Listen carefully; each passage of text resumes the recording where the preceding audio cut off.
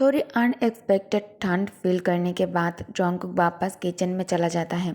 उसके बाद जोंगकुक आराम से देखता है कौन सा पीच सबसे ज़्यादा अच्छा लग रहा है और एक उठा के उसमें बाइट लेता है। टेस्ट करके उसके फेस पर एक खुशी आ जाता है, जैसे उसने प्योर फ्रूट का मज़ा लिया हो। कब पता चला एक पूरा पीस ख़त्म हो गया है और तुरंत उसने एक और ले लिया। जल्दी दूसरा भी फिनिश हो गया है। ऊपर आसमान में हल्का सा समर का असर था। पानी में उसकी रिफ्लेक्शन बहुत शानदार लग रही थी। आसमान के बादल स्लोली मूव कर रहे थे और बर्ड्स अपने ट्रीज के बीच उड़ते जा रहे थे। शाइनिंग वाटर को देखकर सीन थोड़ा अनरियल लग रहा था, जैसे सब कुछ पीसफुल हो। इसी बीच तयंग, जो अब तक टाइम के फ्लो के साथ चल रहा था, धीरे धीरे अपने एक्शन पर कंट्रोल लेने लगता है। तयंग को ऐसा लग रहा था जैसे पहले वो पानी में जोर जोर से तैर रहा था और इसी वजह से नीचे का कुछ देख नहीं पा रहा था। अब जब उसने अपने आप को काम कर लिया तो पानी स्मूथ हो गया और सब कुछ क्लियर लगने लगता है उसको। उसके बॉडी का पेन बढ़ता जा रहा था, पर उसका माइंड और काम होता जा रहा था। डॉक्टर पार्क ने उसके स्लीपिंग पिल्स का डोज भी कम कर दिया था। जैसे डॉक्टर ने कहा था वैसे ही किया और डॉक्टर पार्क ने तयंग को, ड्यूक किम तयंग को क्लियरली बोल दिया था कि उसका डिसीजन पेशेंट के डिसीजन से ऊपर होगा। शुरू में बस तयंग सोचता था कि वो कोई और डॉक्टर चेंज कर लेगा अपने लिए, लेकिन उसे थोड़ा रिलीफ मिला कि सबको उसकी हेल्थ के बारे में र्यूमर्स सुनने को मिल रहे हैं। उसने इसे सीरियसली लेने के बजाय थोड़ा इंजॉय भी किया, लेकिन अंदर से वो श्योर था कि उसके साथ कुछ मेजर प्रॉब्लम नहीं है। स्लीपिंग पिल्स कम होने के बाद उसने नई ट्रिक अपनाई। वह अपने आप को इतना एक्सरसाइज करा के थका देता था कि उसे नींद आ जाती थी। उसके लिए स्लीपिंग पिल्स जैसा ही था। डॉक्टर ने उसे वार्निंग दी, अगर तुम ऐसे ही चलते रहे तो अपने हेल्थ को और ज़्यादा खराब कर दोगे। एक्सरसाइज और स्लीप हेल्थ के लिए अच्छे होते हैं, पर सिर्फ राइट अमाउंट में। तयंग ने स्माइल करके बोला कि एक्सरसाइज और स्लीप तो हेल्थी ही लगते हैं, पर डॉक्टर बिल्कुल इम्प्रेस्ड नहीं था। डॉक्टर ने क्लियरली समझा कि प्रॉब्लम के रूट को सॉल्व करना ज़रूरी है। सिर्फ ज़्यादा एक्सरसाइज या फिर सिर्फ सोने से प्रॉब्लम सॉल्व नहीं होगी। डॉक्टर ने शाही करते हुए कहा कि मेडिसिन तुम्हें तब तक क्योर नहीं कर सकती जब तक तुम अपना लाइफ स्टाइल और हैबिट सही नहीं करते। डॉक्टर ने कभी पहले ऐसे टोन में उससे बात नहीं की थी। यही बात तयंग को कन्विंस करती है कि ये डॉक्टर उसकी हेल्थ को लेके जेन्युइनली कंसर्न्ड है। कितना कॉम्पिटेंट डॉक्टर है उसकी फैमिली का। ये सब कुछ तयंग अपने मन ही मन सोचता है। पीछे कहीं दिमाग के कोने में तयंग महसूस करता है कि ये डॉक्टर एक बहुत अच्छा इंसान है। पार्क बोगम यही इंसान के जैसा ही बनने की कोशिश कर रहा था। तयंग पीछे हटकर अपने डॉक्टर को क्रिटिकल नज़र से देखने लगता है। उसने उन दोनों को, बाप और बेटे में सिमिलरिटीज देखना शुरू करता है। दोनों की आंखें एक जैसी थी, वही पैशनेट आंखें, वही आंखें जिनको उसने एक बार आंसू बहाते हुए देखा था जब वो डिसअपेयर में भी मुस्कुराया था। सच्ची में पार्क बोगम और जोंगकुक एक परफेक्ट जोड़ी लगते हैं। अगर तंग इस बात को होने देता तो शायद लोगों की तरह उसे भी मानना पड़ता कि वो हेवन मेड कपल है। शायद जोंगकुक भी खुश होता मिसेस पार्क बोगम बनकर। वो कॉलेज जाता, बोगम के साथ एक रिस्पेक्टेबल और अच्छे आदमी के साथ सेटल होता, फेरी टेल की तरह हैप्पीली एवर आफ्टर लाइफ जीता। लेकिन तयंग के वजह से किम तयंग जोंगकुक को एक ऐसा लड़का बना दिया जो सिर्फ अपने सो कॉल्ड लवर से बचने के लिए डरे और रोते हुए भागता है।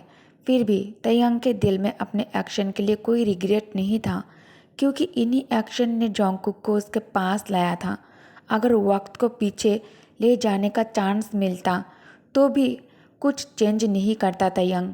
100 बार चांस मिलता तो भी वो वही करता जो वो पहले किया था। उससे अपने डिसीजन पर कंप्लीट कॉन्फिडेंस था।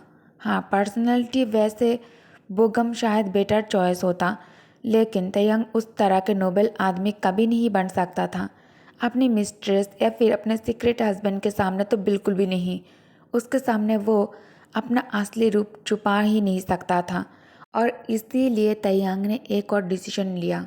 चाहे वो जोंगकुक को तोड़ दे या फिर रुला दे, उसे अपने पास रखने के लिए कुछ भी करे, उसके लिए ये ज़्यादा एक्सेप्टेबल था, बजाय इसके कि जोंगकुक किसी और के साथ खुश रहे। एक पल के लिए उसके मन में आया, शायद जोंगकुक को मार देना बेटर ऑप्शन होता। कम से कम उस तरह वो कभी किसी और का नहीं बन सकता था। लेकिन क्या ये सोल्यूशन था? नहीं। असली प्रॉब्लम ये नहीं था कि जोंगकुक अब उसे छोड़कर चला गया था हमेशा के लिए, और जब आयू ने उसे सब कुछ बताया तो तयंग को शौक नहीं लगा, बिल्कुल भी नहीं।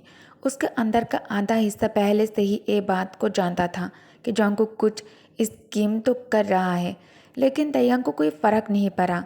उसके लिए ये सिर्फ एक और र्यूमर जैसा था। सब, चाहे आयु हो या फिर बोगम, सब एक ही बात बोल रहे थे कि वो अपने जोंगकुक को दोबारा कभी नहीं ढूंढ पाएगा, कि वो डिज़र्व भी नहीं करता था उसे पाने का। लेकिन फिर भी तयंग रोक नहीं पाया खुद को।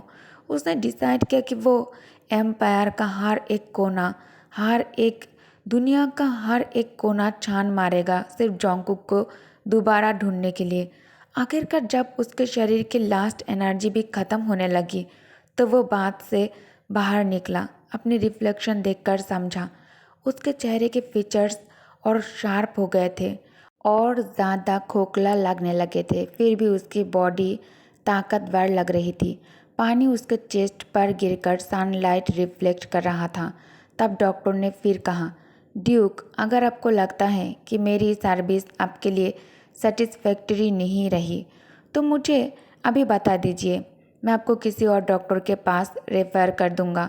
शायद कोई और आपको ज़्यादा अच्छे से केयर कर सके, क्योंकि मुझे नहीं पता मैं और कितना दिन ऐसे कर पाऊंगा। डॉक्टर ने अपनी बात पूरी करके तयंग की आंखों में सीधा देखा और कहा, मैं रिफ्यूज़ करता हूँ अपने एक्सपर्ट ओपिनियंस को इग्नोर होते देखने से। मैं नहीं देख सकता आपको अपनी ज़िंदगी वेस्ट करते हुए। लेकिन तयंग बस हंस देता है, एक अम्यूज़मेंट भरी शक्ल के साथ, जबकि डॉक्टर अभी भी उसकी तरफ भी बहुत कंसर्न के साथ देख रहा था। तयंग के लिए कोई फ़र्क नहीं पड़ता था कि वो किस डॉक्टर के पास जाए। उसे पता था डॉक्टर पार्क सबसे बेस्ट है, लेकिन कोई भी मेडिसिन उसको ठीक नहीं कर सकती थी जब तक वो मेडिसिन जोंगकुक ना हो या फिर कोई गॉड ही क्यों ना हो। शायद सीनियरी चेंज करना अच्छा होता। तयंग मन ही मन सोचता है, क्या मुझे अरबिज से कुछ टाइम के लिए वैकेशन पे चले जाना चाहिए? लेकिन तुरंत उसने अपने सिर से एक ख्याल निकाल दिया है। उसके सरवाइव करने की सिर्फ एक ही वजह थी। तयंग मेन हाउस के हर बिजी पर्सन से दूर आकर यहाँ अकेला रहने लगा था। यहाँ हर जगह जोंगकुक के साथ बिताए हुए लम्हों की यादें बसती थी। जोंगकुक की एक ऐसा ऐसा था जिसे तयंग बिना हेजिटेशन और शिफ्ट कर सकता था। ये जगह उसके लिए एक टेम्पल जैसी थी।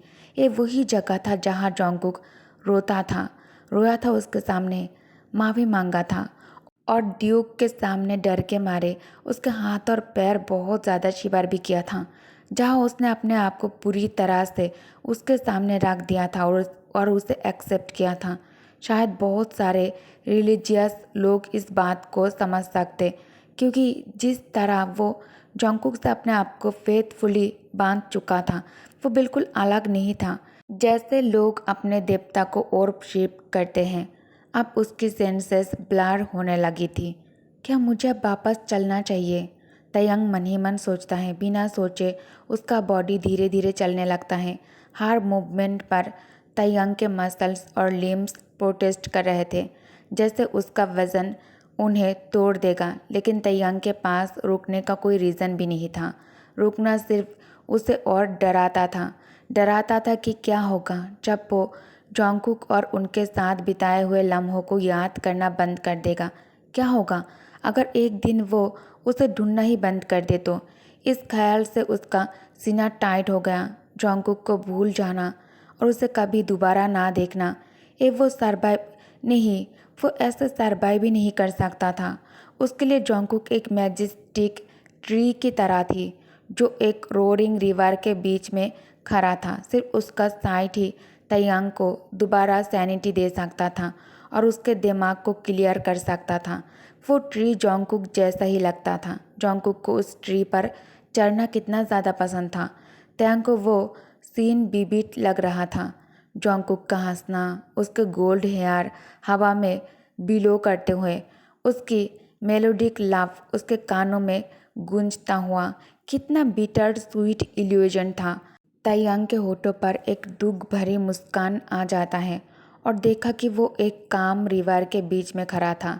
ना ट्री है ना कोई साइट। लाइफ बिल्कुल मीनिंगलेस लग रही थी, रुखा हुआ और क्वाइट। आखिर मैं किस चीज़ के लिए जी रहा हूँ, अगर उसके लिए नहीं। उसने सोचा। ये बिल्कुल डूबने जैसा था। उसने महसूस किया कि वो धीरे धीरे डूब रहा है, लेकिन उसके पास खुद को बचाने की विल नहीं थी। वो कुछ नहीं कर सकता था। तैयांग को जोंगकुक का हर एक बात याद आने लगता है।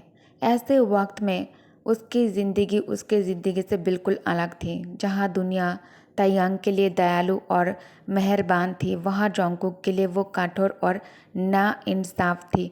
फिर भी उसने अपनी पूरी कोशिश की, लेकिन अब वो चला गया था उसे छोड़कर। उसके साथ वो ज़िंदगी भी ख़त्म हो गया है।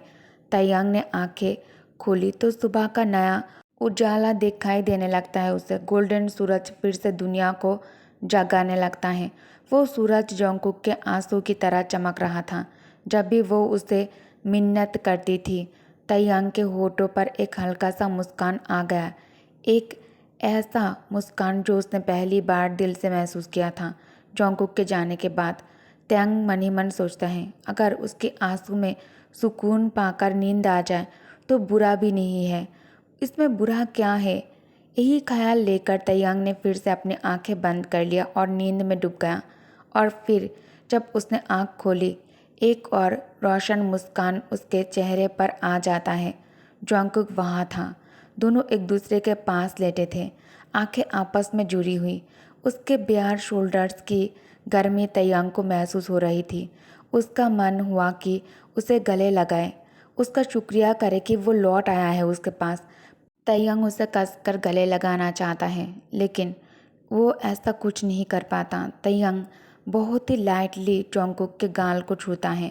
जोंगकुक पहले की तरह ही रोशन लग रहा था। जोंगकुक। तैयांग अपने डीप वॉइस में जोंगकुक को उसके नाम से बुलाता है, कुकी। और फिर वो गायब हो गया। तैयांग फिर से अपनी कार्बीय हकीकत महसूस करता है। ये सब एक भ्रम था, उसकी पुरानी यादों का एक टुकड़ा। पसंदीदा जगह फिर से खाली और ठंडी हो गई थी। जोंगकुक कभी वापस नहीं आया। अब जग गए। ड्यूक। एक आवाज़ सुनाई देता है तैयांग को। आवाज़ सुनकर तैयांग ऊपर देखता है। डॉक्टर पार्क उसके पास कुर्सी पर बैठे थे। जैसे ही उन्होंने तैयांग को होश में देखा, एक राहत की सांस ली। ये तो बहुत बुरा होता अगर तुम्हारे नौकर तुम्हें समय पर नदी के किनारे से ढूंढ नहीं पाते। ड्यूक, अब ठीक तो है ना? डॉक्टर ने कहा। तैयांग को बस इतना याद था कि वो नदी तक कैसे पहुंचा। बाकी सब धुंधला था उसके दिमाग में। उसने चुपचाप डॉक्टर की डांट सुनी। उसे पिछले दिन वहाँ से उठाया गया था। कितने देर तक वो सोया रहा, उसे फर्क नहीं पड़ता। अभी भी उसे थकान महसूस हो रही थी। वो कितना बेकार लग रहा था, खुद को अपने शरीर पर कंट्रोल खोते हुए देखकर भी। डूबने के करीब पहुंचने के बाद भी अभी जिंदा था। जिंदा सिर्फ इसीलिए कि उसे डांटा जाए। उसका मन तो ये चाह रहा था कि उसे उसके पैराडाइज में ही छोड़ दिया जाता, एक ऐसा झूठा संसार जहाँ वो और जोंगकुक होता और कोई नहीं होता। वहाँ सिर्फ वो दोनों होते। ओके गाइस, तो इस पार्ट को मैं यही एंड करती हूँ। लेकिन इससे पहले कि वीडियो को मैं एंड करूँ, आप सबसे कुछ कहना चाहती हूँ। आप सबको पता है कि अभी मैं सिंगल नहीं हूँ, मेरी शादी हो चुकी है और न्यू लाइफ में बहुत कुछ चाहिए होती है।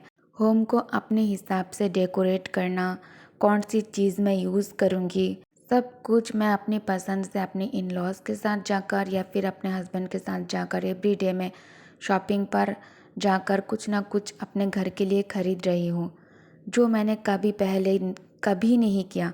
मुझे इन सब चीज़ों की एक्सपीरियंस है ही नहीं, पता भी नहीं है। तो सब जो कह रहे हैं कि तुम्हें इसकी ज़रूरत है, ये खरीद लो, जो कह रहे हैं मैं वही कर रही हूँ। और उनके बात मैं बस सुन रही हूँ और उनके मदद से मैं सारी चीज़ें शॉपिंग पर जाकर ला रही हूँ और उसे अच्छे से अरेंज करके होम को डेकोरेट भी कर रही हूँ। और भी बहुत सारी चीज़ें हैं। जो लोग पहले से ही शादीशुदा है उनको पता होगा कि शादी के बाद कितना ज़्यादा चेंजेस आ जाते हैं एक लड़की के लाइफ में। लेकिन मेरे लिए सब कुछ पॉजिटिव है, क्योंकि मुझे यहाँ कुछ भी करने की ज़रूरत नहीं है और ना ही मैंने अभी तक कुछ भी किया है यहाँ। मैं सिर्फ सुबह उठती हूँ, टाइम पर नाश्ता करती हूँ, फिर जो करना है करती हूँ। लेकिन बाहर जाकर अपनी पसंद से चीज़ें खरीदना, इन सब चीज़ों के लिए मुझे टाइम नहीं मिल रहा है। एक बार सब कुछ घर में सेटल कर लूँ फिर मैं पूरी तरह से यूट्यूब पर ध्यान दे पाऊँगी। I hope you guys understand. Thank you for watching. Bye bye.